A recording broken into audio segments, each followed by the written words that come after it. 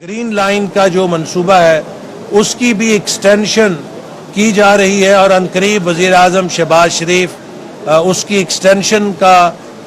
سنگ بنیاد رکھیں گے تاکہ ہم کوشش کر کے اسے بھی اگلے 2 سالوں میں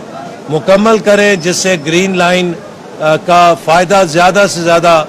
کراچی کے شہری اٹھا سکتے ہیں۔ کراچی کے لیے K4 کے منصوبے کے لیے بھی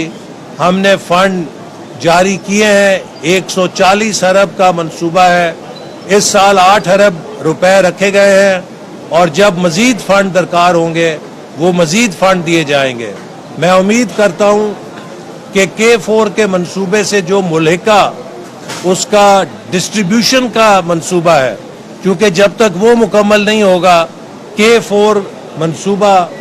اپنا کام نہیں کر سکتا، تو حکومت سندھ سے ہم نے درخواست کی ہے کہ اس منصوبے کو بھی جلدی مکمل کریں۔ اگر 2018 میں پی ٹی آئی کی حکومت نہ آتی تو 2021-22 میں سکھر حیدرآباد موٹر وے مکمل ہو چکی ہوتی، لیکن اس کی تاخیر سے اس کی لاگت میں اضافہ ہوا ہے، جس کی وجہ سے ہمیں کچھ مشکل ہوئی ہے، لیکن اب ہم نے وسائل کا بندوبست کیا ہے اور اس منصوبے کو ہم انشاءاللہ آئندہ 3 سالوں میں مکمل کریں گے۔ کہ جو سندھ کے ترقی کے منصوبے ہیں وفاقی حکومت کے، اس میں ہم نے حیدرآباد سکھر موٹر وے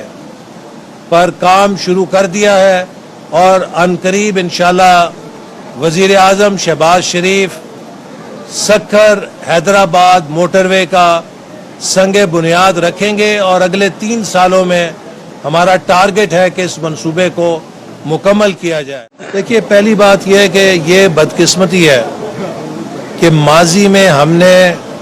اسٹیٹ اونڈ انٹرپرائزز کو سیاست کا گڑھ بنایا اور ان میں ہزاروں کی تعداد میں بھرتیاں کر کے ان اداروں کو اس کے بوجھ کے تلے دبا دیا، اور اس کا نقصان ان کارکنوں کو بھی ہوا جو بڑے محنتی تھے، جن کا روزگار ان اداروں کے ساتھ منسلک تھا۔ میں نے ابھی پچھلے دنوں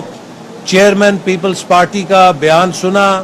جس میں انہوں نے کہا کہ شہباز شریف کی لاہور میں سپیڈ تیز ہے اور کراچی میں سپیڈ سلو ہے، تو مجھے سمجھ نہیں آئی،